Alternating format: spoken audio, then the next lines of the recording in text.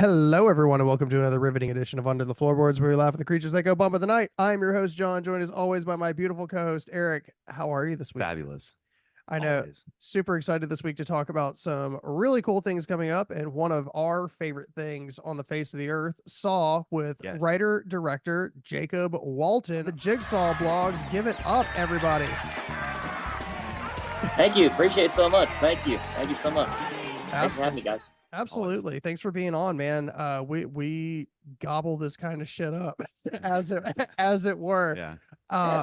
But we'll start off with kind of a ground level for people like that aren't familiar with what you've done so far. So not necessarily breaking storyline, but what brought you into this process? Like what kind of made you want to go with Jigsaw? What kind of inspired you to do this?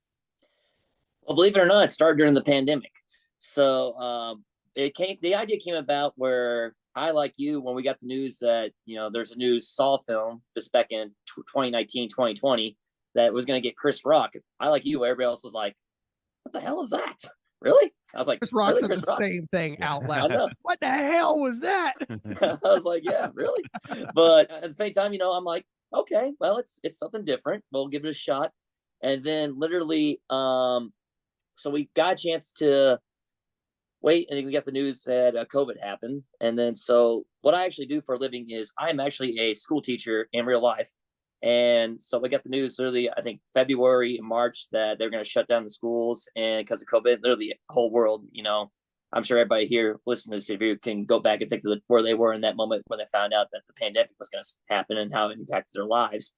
And so basically, the idea from the show came up with was, basically I was just sitting at home. I couldn't go to work. I was still getting paid, thankfully, with pandemic and being a teacher contract. But essentially, the idea of the show came up with, I'm sitting at home and I'm watching, Saw films, and I thought, you know what? I used to do some films back in the day, back when I was in high school. I used to make my own Saw fan films and stuff like that back then. And I thought, that was back in 2009. So we're talking like 15 years ago. And at that time, and I thought, you know what? Do I want to go back and do this again? Do I want to dabble back into the filmmaking side now that I'm not working right now? And surely enough, I got the idea of just, what if we were to create a concept of a Saw YouTube series, but let's pretend that it takes place in the real world, and imagine like the world of Saw, which you can do a lot with the Saw, because Saw is so well done and with their characters and with their storylines. It's like a genuine soap opera. And I thought, you know what? I think it's something like no one's ever really tried this before with the franchise. And I thought, let's come up with an idea of concept where there's a character, who plays a teacher, and he just goes on, talks about the events of Saw and the world, everything that's happened in the Saw universe. And basically the concept of the show was treat it like this was the real world. What would people in the real world think of what's going on in the Saw universe? So one idea led to another, and then that's the idea of where the Jigsaw blog essentially started. Hell yeah. Did that come from just like a genuine fascination with Saw in general, or like what was the like why behind it? Like why not Friday the 13th, right, or something? Well, why Saw? Well, Saw is my favorite franchise. Like it's one of those deals where you can really like dabble along and fall in love with it, because when I first watched the first Saw film, there's a fun story for you. I was actually 16 at the time. I think this was 2006. So by the time the third one was coming out, I actually watched the first one. I was actually on a school bus, and we were on a band trip down, because I live in Missouri. We were driving all the way to Branson, Missouri for a band trip. And literally, You guys have the portable DVD players. we had the portable DVD players, exactly. So basically, I'm sitting next to this girl on the bus, and I was sleeping on the road trip on the way up there, and I wake up and she's got done watching this movie, freaking out. I'm like, what are you watching? He goes, oh, I just watched this movie Saw. And I was like, really? He's like, you want to watch it? I was like, sure. So I popped it in. I'm on the school bus. And one fun fact for you, our high school principal was literally sitting in the seat in front of me. so that's how my introduction to Saw. So literally it was in front of me. And so I'm on the school bus. I'm watching the Saw movie for the first time, and I'm liking it. It's a cool concept and go along. And then, spoiler alert for a movie that came out 20 years ago. Then when it got to that moment at the end, and you're like, no way. Yeah. I'm like, no freaking way. Yeah. I was like, that was awesome. That was awesome. So immediately I thought, as soon as I got done, as soon as I got my drip, I'm like, I was going to the video rental store. Yes, they had video rental stores back in the day, Oh yeah. where I would go in and I got Saw 2, popped it in, loved it even more. When Saw 3 came out on DVD a few months later, I watched it, and the Saw 4 is my first one I saw in theaters. So that Nice. was my Nice. introduction to the franchise. So basically, I was hooked ever since then. So Hell yeah. I love that there's a common thread among people like of the horror fandom that we remember where we were when we saw for the first time. oh, absolutely. And that's one of the cool things about it, because I say in one of the videos I have coming up on my channel where I talk about the ending of that first movie, and it is, for a lack of a better word, magical. Like, you always remember that moment of where you were, like when you first saw that movie. Even if you are a fan of the movie or generals or not, you can't admire the fact that that was actually a really cool idea, and that was a really good concept, and that made you fall in love with the story and the universe. And then to go on to Saw 2, and I think it's common thread people tend to, with the Saw franchise, they go, Saw 1 made me fall in love with the storylines and the process and the world in general. Saw 2 made me fall in love with the Jigsaw character. And Mm. that's credit to Tobin Bell. And so essentially that's when I got hooked. And then, I've been a fan every year. I would go watch a film in theaters from Saw 4, then onward. And then once it happened at Saw 3D, it's like, well, we're done fuck for it. now. Maybe we'll just come back and find something else. So, but no, I stuck with Saw through and through, and that's been a fan of mine ever since. So, Passion project. Love it. Yeah, absolutely. absolutely. I feel you on a spiritual level, man, because it's like one of those things. Like I remember, even to this day, I tell people, if you tell me that you knew what the twist was at the end of Saw 1, you were a fucking liar. You were Yeah, an absolute absolutely. fucking liar. Saw that coming. No, fuck you. And that was kind of like what you're talking about. Like that was kind of the magic of Saw 2, is that twist kind of hits the same way when my man just goes, Right. "He's not live," and I was just like, Right. "Oh my And that's a video Saw. Is like, how in the world do you top the original ending? Well, they'll give you one twist, they give you four. yeah." And they give you the bathroom was in the same house. They give you the live, like you just mentioned. They Mhm. give you that Eric's son was in the safe, and then they give you the reveal of Amanda as the accomplice. So they give you not one but four in that movie. So, I will say I saw the Amanda part coming. oh yeah, I think I did too. Yeah. Yeah, I saw so, that. I saw that one coming pretty hard, but I think Saw 3 was actually the first one that I saw in theaters, uh, which right. which is funny because I talk about this on the cast all the time, where like a lot of my horror background comes with my relationship with my grandmother and my mom. I was explaining to her really needed to take me to see this movie because I wasn't old enough to take myself yet, so that we would have something to talk about when I go down to visit. And my mother was so fucking traumatized after the angel trap that I couldn't believe she sat through the rest of the fucking. Oh really? She being made through the rack? By the rack, she was pretty much in her coat. Like I don't think she actually physically watched the rest of the movie after. Right. So, and the freezer room might have been a little awkward too, but okay. Well, we had actually, funnily enough, the boobs were not that awkward. We had gone to see Motley Crue together. Actually. Oh, okay. Well, then you're right. Yeah, when I was 13, and there's like everyone between ages 21 and 60 flashing stage, and them just putting it up on the jumbotron. So I think my everyone mom just has that awkward moment in general where you see a movie like that and your parents are like right there with you and stuff like that. So like, I think "What? everyone can relate Out to of it, what movie it is. Yeah. Yeah, that's a rite of passage. So yeah, but Excellent. So, uh, throughout this series, you've created a handful of characters as well. So, like when you're developing them, and actually, you've got some really cool people. Someone we're not going to spoil quite yet. right. That will be out in the finale on September 27th. So make sure you are checking that out and following on the Jigsaw Blogs page on YouTube. But you have like Francesco from Terrifier 2. You have Yes. Bryn Damai, who's actually about to film her first feature and has been in Macabre Mountain, as well as Ashley Ray. So, like, kind of tell me about the antithesis of meeting these people before you actually started creating these characters. Well, essentially, when I first started the show, if you've seen the original pilot episode, it's just, myself and the camera, and really pretty much all episodes 1 through 6. It's just myself, Jacob, the character. I'll get into the story about what happened there, but the Jacob, the character, is actually just by himself, and it's essentially, my character explaining the events of the entire Saw films, starting with the 2017 Jigsaw film, and that was kind of a novel concept in itself. Then I got to episode 3, which I'm sorry about that. Episode 3, I brought in a good friend of mine, Mark Newton, who actually is on Real Talk. If you get a chance to watch out his videos and his channel, go check that out. He and I were been doing a Saw content film since 2017 on his channel, Real Talk. That's where we talk about Saw discussions and Saw retrospectives. And so the original idea of the show was it was really just going to be 12 episodes. It was going to be 12 episodes. It was going to be my character, essentially, okay, my character Jake talks about the events of the 2017 Jigsaw film, but also I wanted to do something with the series and answer questions the Saw franchise hasn't gotten to yet, and quite frankly, we may not ever get the answers to, such as what happened with this character, what happened in this storyline, what happened after the events of Saw 3D, and going forward. And then I realized, okay, it's good that you answer the plot point from a writing perspective, because this show basically has a school teacher's budget, and if you know anything about school teachers, they don't need much. Yeah. So, but pay our teachers. Absolutely, Just absolutely, in general. right. But getting to that, I realized, we need to create characters, and so the idea, I thought, okay, which character do I want to bring in? And the idea came up with, I want to bring in the character of Corbett Dinley.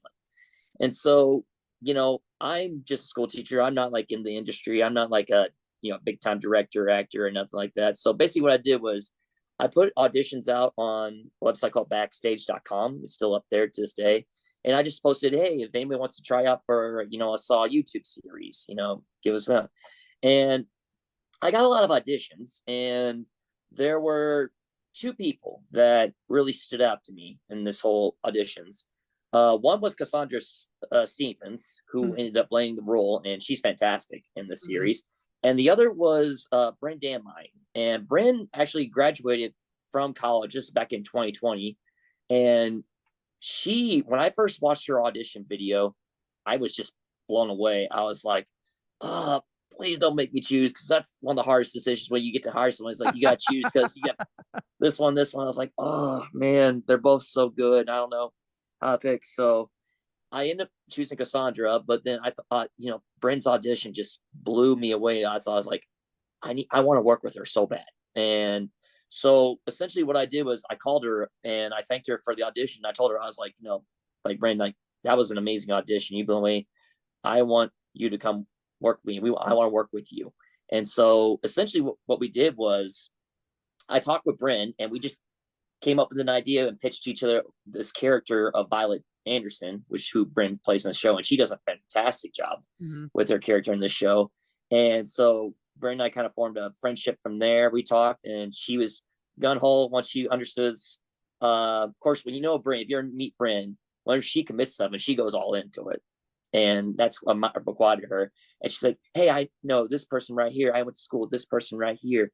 I can talk to them and see if you want to do something with them." And I thought, this is something I can work with. So I did let you know. So back when you mentioned Francesco comes in, I came up with the idea with the character of Tim Blake, which those who are diehard Saw fans, Easter egg, if you watch the movie Saw 4, when Rig holds up the book that says Jigsaw the murders he kills, that was written by the character of Tim Blake. And that's what he plays in the show.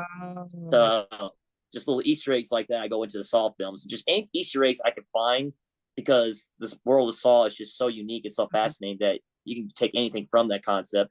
And that's kind of the idea of Tim Blake character. Well, he's an author, so I called him and told him what the series was about. And he and I both pitched some ideas of how this character would go. And he does a great job. And I think it's one of our more popular episodes of the series, episode 9, where we talk about the Jigsaw survivors. And he does a fantastic job. And also, like you mentioned, Ashley Ray from Combat, same thing. She's good friends with Bryn as well. And I asked, like, hey, one of the cool things we did back in the old days, they had a show called Full Disclosure Report with Rich Skidmore. I thought, let's bring that in. And so I said, well, let's create like a newscast thing, recapping the events of Spiral. So I came to the idea, Ashley, hey, you want to try like a news reporter character? And sure enough, she was a true pro. She had green screen. She had several takes. She said she was like did a great job in all of her parts, and I was just blown away by her as well. So, bottom line, I just can't thank the cast because without the cast, like the show wouldn't be as successful as it is today. So I can't thank the cast and crew enough.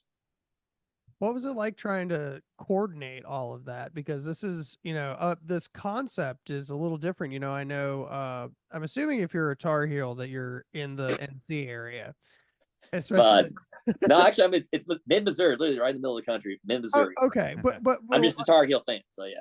well, then I know that you got Francesco out in Jersey. You've got Bryn and Ashley up in Pennsylvania. Like, I what? think that was another thing. The question is, I think that because of the pandemic, this was all going on during the pandemic. People were more open to the idea of doing like online web series and stuff like that because acting was limited back then during that time, and so people are just looking for work and ideas. And I'm not SAG or union or nothing like that, but it's just I always try to it's an opportunity for everybody, and it's an opportunity for me to work with like awesome people, and that goes to credit to the cast and crew that willing like just listen to this some guy out in Missouri who's like just not in the industry at all, but just has an idea and say, hey, this is what I'm thinking. Would you be interested in joining and working with me in this project and helping this dream become a reality? And sure enough, like every single one of the cast and crew all stepped up and they were on board. And like I said, and they put in the work. And like I said, I just can't thank them all enough. So I think the idea of, being a web series where people were have creative freedom to actually try things to film in their locations as well, just to sit in it rather than, driving that long way or commuting, willing to sim the idea. And that's kind of the idea with the writing too, with the show where, because it's kind of like a blog web series centric style where you can kind of get away with the low budget, filmmaking aspects and the Yeah, camcorder actions because it works with the show because, like I said, this is a school teacher's salary, which not much, but so basically that's where I kind of had to rely on the reality of the show and work around with the writing and the budget restrictions. So yeah, absolutely. And I mean, like that's the indie world in general. Sometimes it's like I've seen movies that have a $20,000 plus budget, and I'm just like, that was rough. that was, yeah. but it's cool how much talent that you had behind this, and the storytelling I thought was actually really good. And I think for Oh, thank you, man. yeah, absolutely. I'm someone who really, really loves and Eric and I were actually talking about this. Like we love the Saw series so much, and it's cool to conceptualize something that's just in the same universe and kind of getting the ripples out from that. And with what you were talking about with like the idea, just having that idea and having that spread a little bit, it seems like, and correct me if I'm wrong, but one of the films that you submitted on behalf of one of your friends, I think, felt like it was an offshoot of that. You know what I mean? Like that Mm-hmm. idea kind of rising, especially with it was a really good play on the concept of Saw 10 and kind of how that would affect the world as well created. Do you guys kind of work in tandem on that kind of stuff, or are y'all pretty separate entities and y'all both just really like making fan films? So essentially, I started my show like not aware of anybody else likes work. Like I was familiar with Thomas Claxton who does Saw soundtracks. If you get a chance to go to his YouTube channel, type in if you're looking for like soundtracks from Saw films. Literally, he's got a whole YouTube channel dedicated to all the soundtracks of every background scores of each and every Saw film. So that's from him. But essentially there was like multiple Saw films. Like if you were to go into YouTube and you type in, Saw fan films, you get like tons of things. You get people who make, cool traps, cool ideas, cool designs. And So you say? I became, yeah, absolutely. But so essentially, like, the idea for all of us to come together was done by the gentleman by the name of Christos Arfenis. He's actually in Greece right now. And he actually came up with the film Saw Heritage, which was a Greek film based on the Saw franchise. And it's like a short little, I think it's like maybe 10 minutes long. I could be wrong. But he came to the idea and then he formed a working relationship with Thomas Claxton, who did the Saw soundtracks. And then they came up with the film He Helped Me, which was they co-worked together. And basically that was kind of like a documentary series where it takes on 4 Jigsaw survivors and they just tell their stories from there. And then there was other Saw films out there where essentially, that I saw them and I was impressed with their work, and then they reached out back to me and say, hey, wouldn't it be a cool idea if we did something like, in the Marvel Cinematic Universe? Well, I should do like the Saw fan film universe, where if we all had the same idea, thought process, where our films were taking place in the universe of the Saw films, why not, work together and see if we can help each other out? And so the idea came about, I think, in 2021, where all of us kind of got together and people just reached out, and we go watch Saw films like on YouTube, where we've noticed like one creator, Andreas Corta, who came up with the film Game Over: The Legacy of Jigsaw. We saw his film and we reached out to him and say, hey, we love what you came up with the idea with Saw film. This is what we do. Do you want to continue telling your story in our fan universe? And same thing, we got another Saw fan film, Rehabilitation, which in my opinion, I think is one of the better Saw fan films out there. If y'all got a chance to check that out. That was directed by Arnie Patridge. And then same thing, we love his content, we love his take, and love his direction. And then essentially, it's not really like an audition process where, hey, it's like, hey, you want to be a part? To me, people just, they can make whatever they want. It's your project. There's like, no, okay, once you're in, you got to follow these sets of rules and guidelines. No, like you create your own film. This is, at the end of the day, you do what you want. Like, we don't want to get in each other's way. You can ask questions about what other creators are doing, which is kind of what we're doing right now. We're kind of discussing timelines and timeframes of when we want to set each film that we're going to do going forward. And so that's kind of the idea we got, where we just go on and just piggybacking off each other. And maybe someone's going to say, hey, you want a cameo on this thing?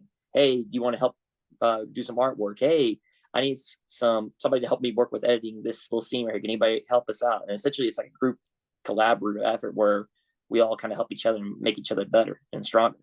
So that's a great community of horror, because a horror community, there's no more passionate than horror fans out there. Absolutely. That's real shit. I love how synergistically, if that's a word, you're a teacher, you can tell me. Right, that's a word. Gym teacher, but that's okay. My wife, she tells us, so it's like those who can't teach gym. So yeah. But I love how the like you said, the passion lends itself to like just how, again, synergistically this works with the plot itself, right? How in our world, in the real world, these things are happening all around us, how people's lives were indirectly or directly affected by Saw as a movie franchise or as a film franchise. And yet you can create this thing from that, that seems very symbiotic to me. And I think that's cool. Because it already feels niche, right? Yeah. Like, and it's incredible that you get to find people like that so close.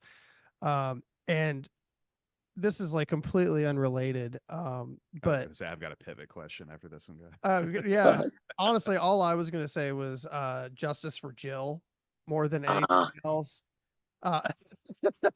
Hoffman did not deserve that kill. Yeah, it's like we give our takes on the phrase. I Saw 3D is not one of my favorite films out of the franchise. I can think most people say that, but I understand where people are coming from and all that in regards to Justice for Jill. So I can go on another time for that. But Dude, gotta get that on a t-shirt. Justice for Jill, and it's just the fucking bear trap. I would love it if you would, because I know your brain has gone here before based on what we're talking about. I would love it if you would pitch me your Saw trap if budget wasn't a factor, if nothing mattered and you could just design your own trap. I would like to hear it from your mouth how you would take this. Speaking of Saw trap, I had that right here, reverse bear trap on standby.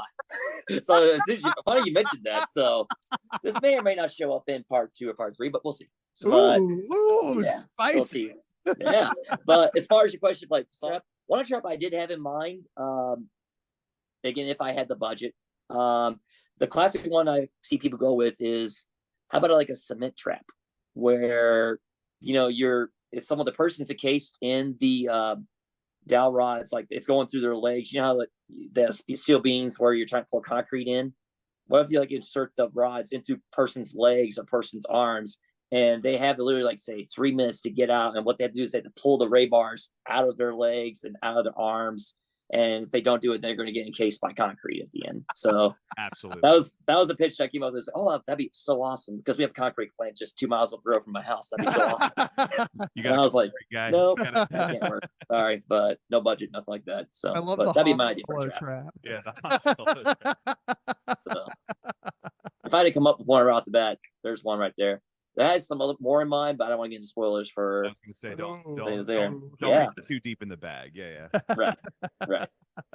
love that. So I know what's coming up is part 1 of the Right. season finale, and that's going to be on September 27th. Again, guys, make sure you're checking that out. Do we have an idea of when part 2 is also going to drop? Well, so basically, part 2 is scheduled to come out in the spring of next year. I'm doing everything in my can to work together and get it all figured out. I have essentially 95% of part 2 is filmed, and it's in the editing stages. The problem is I have 17 hours of footage to go through. Put that all together. So I got literally, yeah, I know, as a filmmakers, but I've got part 1 finished in July. I really spent all my entire summer when I'm off the summer. If I'm not, working or coaching, I am working at editing, and I wrapped up part 1 this summer. And then I literally just a couple weeks ago, I finished editing Sawtober, which is on my YouTube channel, where this year I can announce we're going to count down the top 10 Saw endings for this year's Sawtober. So if you want to hear my top 10 Saw endings in order, join us on October 22nd through October 31st. It's a little concept myself and Mark from Real Talk do every year. But as far as part 2 goes, I'm going to try everything in my power, because right now as a teacher, that's my full-time job, guys. Really, from 7 to 7, that is my job. And I do whatever I can during the season. But whenever my coaching season is done in November, then from like November to February, I can spend a little bit more time editing and working on that. So my goal is to maybe May of 2025 is what I'm hoping. And then I'm hoping to wrap things up on part 3 in a perfect world in October of 2025, probably around the same time that Saw 11 comes out, which I know it got delayed this year, but I totally understand the whole film making process behind why they delayed it. Yeah, but it fucking broke my heart. I totally get it, because you think, oh, back in the day you used to crank one out every year, but given Kevin Croydon and his schedules, like, it got greenlit. If you really think about it, the film got greenlit in December, and it had to have a September release date, and the film wasn't completely written just yet. So like, you're asking like to make a big, $10-20 million budget film in roughly 7 months. And like Kevin likes to do things, he likes to get things done like in the summer. So essentially not 7 months, more like 5. So, and it could be done, but to top a film like such as Saw X, he's going to need more time to do that. And I totally respect that, because, we're fans of the franchise, we, as much as it paints us like, no, we want more now. We want to see a sequel now every year. I totally get why they deleted it, because I want to bitch about it now. I know, I want it now. Show the film. So thankfully I haven't come across anybody that wants to like, show the episode now. Come on, part 1's I want his part 2 right away. I'm trying. I want to make it the best I can. Bring I'm trying. Doctor back. That's all I've ever asked for. that was the worst part of 3D, was thinking to myself, yes, he's finally back. Our hero has returned.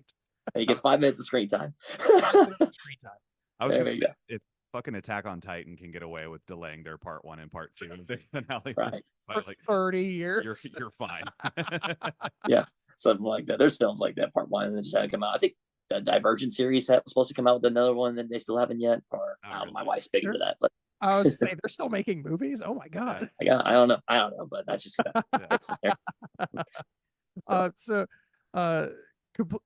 unrelated, but I just wanted your opinion on this, because I felt like when I'm sure we all remember watching this series for the first time, and when you get to the areas where we start having more of Detective Hoffman kind of taking over as the pseudo Jigsaw, is it just me, or could you kind of tell the difference between when Jigsaw designed a trap and when he designed a trap? I could probably see that, but at the same time, it kind of fit with Hoffman's character, where he is a fan of brutality, so you could tell, when what be a Hoffman trap and stuff like that. And there's also little clues in the movie of what was essentially John's trap, what was not his traps. I think one of the clues they mentioned is like, if you see anything written in red or black, that's John. If you no, it's black. If you see anything written in black, it's John. But if you see anything written in red, it's Hoffman. So that's a little cool Easter egg. Like if you saw the movie 2017 Jigsaw film, like that's written. But then if you go like say films like Saw's 4 through 3D, if everything is written in red, and that's how you could tell it was Hoffman. So just a little Easter egg I noticed from there. But bitch. yeah. So. He did actually it was funny because my girlfriend or my partner is a very avid not Gossip Girl, what's it called? Gilmore Girls? Oh, yeah. Scott Patterson? Yes. Yeah. Yes. And she was watching the end of 5 with me for a minute, and I was like, honey, you need to step out of the room. you got to be in 2 Traps, so that's so cool, right? Oh yeah. So first ballot Hall of Famer. I love how you see the Saw 5 exclusive things where he found out the first time he was getting killed off, because really the prop design was really come up and they were measuring his arm, Scott Patterson's arm, and they were like, he's like, what are you doing? And the prop guy goes, oh, you didn't hear? They've killed you off. So prop guy. Yeah, I know Jim Murray was the one that did it. I was like, yeah, that's pretty cool, funny. So you got to I love Scott Patterson. Smartest person or the fucking plot doesn't progress. Yeah. That's why they killed Jigsaw in 3. I know. They have a lot of problems now because of that, but I still think killing it. Do you all agree it was the right decision to kill him in 3 after all that? Here's the only reason that I don't agree with that. I think it was great storytelling in 3. The issue that I run into more than anything else is they are so in love with Jigsaw that he has been in every single subsequent movie. Right. And they loved him so much that 10 was actually like 1.2 or 2.5. Yeah. So, and that's credit to Tobin too, because he's so charismatic and everything. His work. I love Tobin. Yeah, everyone loves Tobin. I can't other one bad thing about him. And that was the only thing that everyone was worried about Saw 3. And I give Saw X credit that, they didn't bother to de-age his face. Same thing with Shawnee Smith. I was like, we respect Tobin. We totally get it, but it's still Tobin. Exactly. Just give us Tobin. Nobody has ever de-aging technology. That's my opinion. Then like Saw 3, they give him a backwards baseball cap. Say, that's how it works. That's how it works. So. And now I'm 30. Absolutely.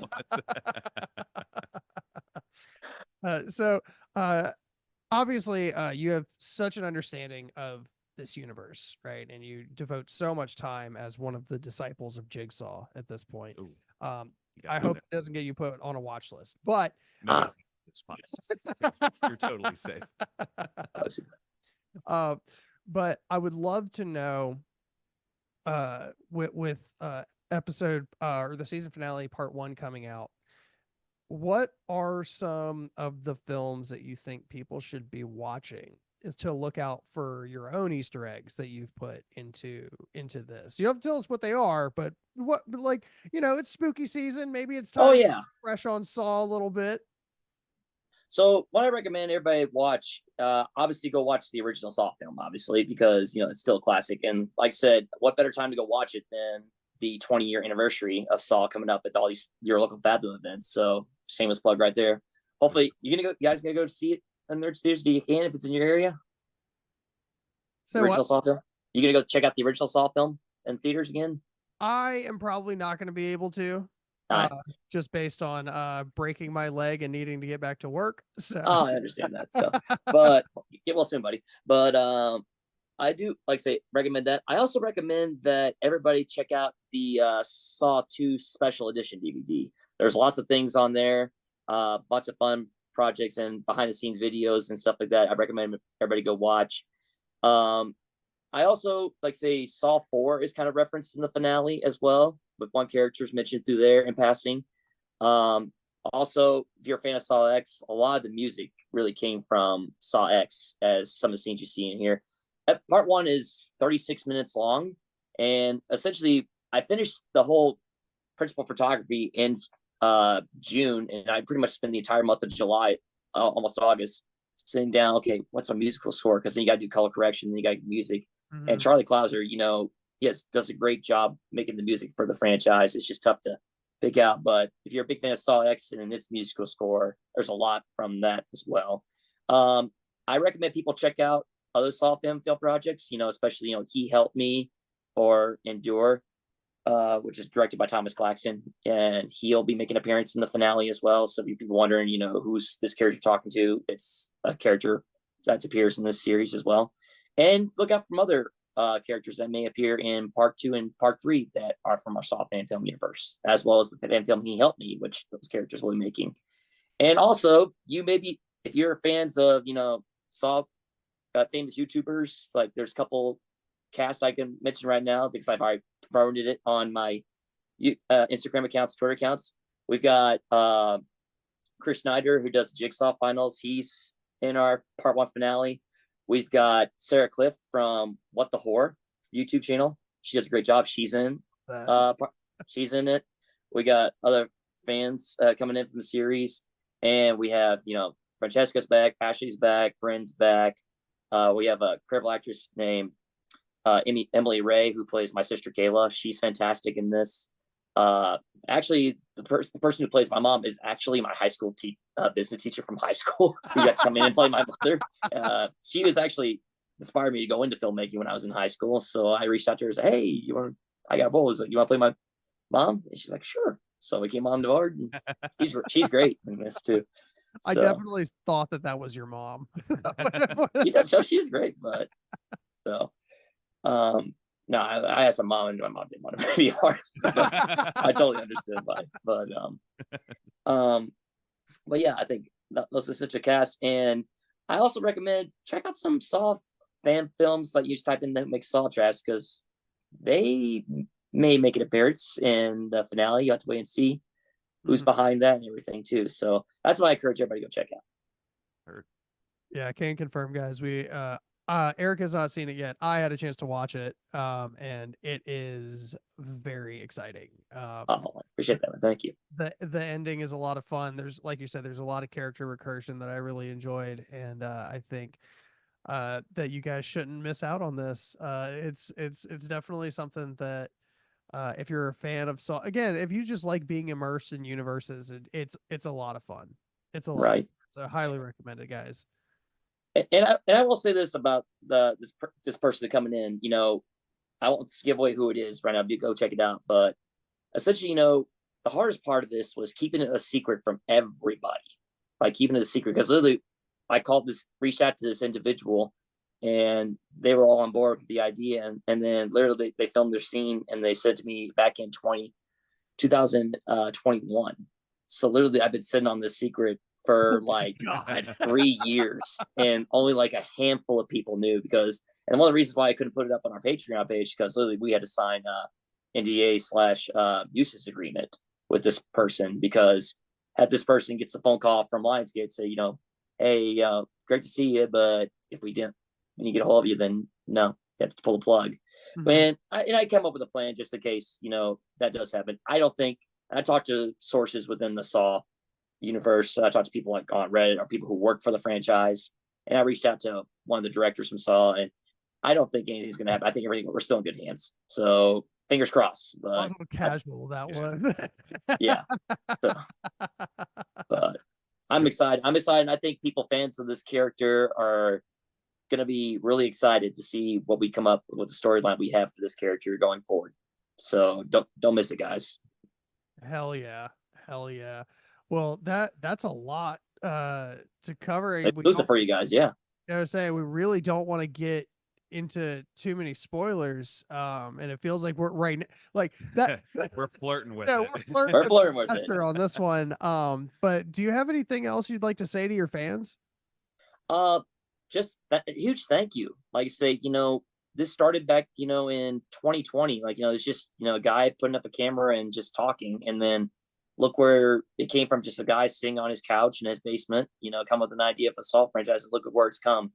And at the end of the day, I'm not doing this for, all the publicity and stuff like that. At the end of the day, this is a dream of mine, just to go back and try this and get it all out there and just make it for the fans and see what would I do if I was part of the Saw universe, if I were to do things with the Saw universe. This would be just my take. And if you have people like it and to follow along, go along the journey with me, more power to you. Come on board, share it with everybody else here. And it's just an idea where I always like to tell people is like, this is like, even people come up with their ideas with me. It's like, oh, I want to do this with my film. Should I do this one? It's not nearly as good as this. Or I was like, just do what makes you happy and what you feel is right. Because if you're in control and you want to do things that you feel is right for you, don't let people tell you no. Just go out and do it. And that's kind of my advice from there. And I just can't thank the people enough. And I can't thank, like I mentioned before, all the cast and crew and the people I met along the way who I became good friends with. So can't thank them all enough. And one more thing I'll mention to you, I want to give this little sneak peek away. One of the newest issues Nice. of Indie Horror Horror Junkie. Junkie. Indie Horror Junkie, as you can see right here, we are listed in this month's issue of Indie Horror Junkie. And if you turn to page 7 or 8, we have a nice little 3-page article. Shout out to the Indie Horror Junkie. We got lists of the cast and crew and a little bit of behind the scenes story and stuff like that. So if you want to check out and read an exclusive article about more in depth in the ideas of the series and how it came to be and what we more information on the season finale, go check that out. Go buy the magazine, go support the channel, and just check us out, guys. And at the end of the day, this is a passion project at the end of the day. And anytime you get a chance to go support indie horror make, it's cliche, but it's true. Go support indie horror making and any filmmaking in general, because, we all just inspire some united vision of horror and just keep things going forward. And that's what I want the message to be to my fans. Just thank you for everything so far, and just support each other. And a lot of things could happen, and you never know. It's one person's idea could lead to inspiring other people to do cool things down the road. Hell yeah. That's very well said. We got 2 quick questions for you. Sure. I know Eric has one that he always likes to ask. I have one that I'm going to ask first. And this is probably such a fucking loaded question. But who is your favorite character in the Saw series? Favorite character in a Saw series? It's cliche, but I would say it would be Jigsaw. And that's credit to, Tobin, because, he just brings so much charisma to that role. He just owns the character. It's like every time you see him on screen, you just don't want to look away. And for a character just to keep your attention and all the little details he has, whether you agree with his decisions or not, it's just his presence, and you're just captivated by him. Like, you don't know what he's going to do next and how he's going to respond to any event. So it's cliche, but I would say it's Jigsaw, John Kramer. But as far as other characters, so, if I had to pick another character, I actually like the character of Lynn Dinley a lot from Saw 3. I think her story is just really fascinating, and it resonates with how she is as a character and what her tragedy and her background, what she had to go through, and how she's involved as a person, especially her interactions with John Kramer and Amanda. So she'd be up there. Carrie's another one I enjoyed. It's a shame they killed her off in 3, but I'd like to see more of her, because, everybody's like, hey, Starship Trooper girl, I like her. Yeah. But no, she does a good job in that one. But also another character, Eleanor Bonneville from Jigsaw, another one that's underrated in my opinion, that has so much potential. And it sucks that we're going on 8 years now. We haven't got a follow up with Jigsaw. I know people love or hate Jigsaw, and I understand the arguments for both, but she's another character that has the potential to become one of my favorites as well. So, hell yeah. I'm learning that I'm lining this question up with dinner time, and that's problematic. I'm curious, what goes on your pizza? And let's put the teacher budget on the table this time. Let's. Jeez. Right. Well, it has to be, for me, it has to be a gluten-free pizza, because celiac disease is a pain. I'm sorry about that. And Mike Simmons goes on that, but I'll go with my gluten-free pizza. It'd be pepperoni. I'm just generic and stuff like that, but it would be pepperoni, gluten-free pepperoni pizza.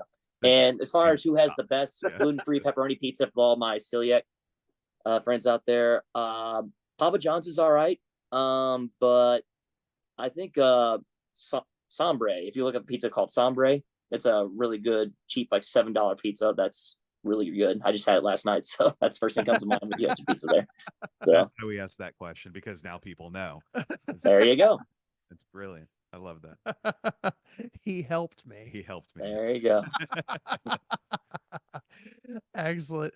Well, Jacob, thank you so much for being on the show. This has been so much fun. And guys, make sure that you are checking out part 1 of the season finale on September 27th. So if you're watching this now, it is out this week. So make sure you're checking it out. Make sure you show Jacob some love. Make sure you're following all of these down below so you can find them at the Jigsaw blogs to keep up with all of the cool stuff that he's getting into. And probably if someone's into Saw, there's usually some breadcrumb clues along the way that you can kind of follow. So There will be signs. Well said. There will be blood. So Yeah. there will be blood. So, guys, thank you so much. I appreciate all that you do for the community and fans and the cast and crew. So you guys keep up the good work, and just thank you both so much. So Absolutely. Give it up for Jacob one more time. yeah, What the tracks are for. let the games begin. Let the games fucking begin. No, don't do that. Don't do that. We have our thumbnail. The eyebrows are insane. Yeah. Thanks, guys. All right. Have a good night, everybody. Thank you for joining us once again. We're at Creeks, it cracks, and we laugh at the creatures that go bump in the night.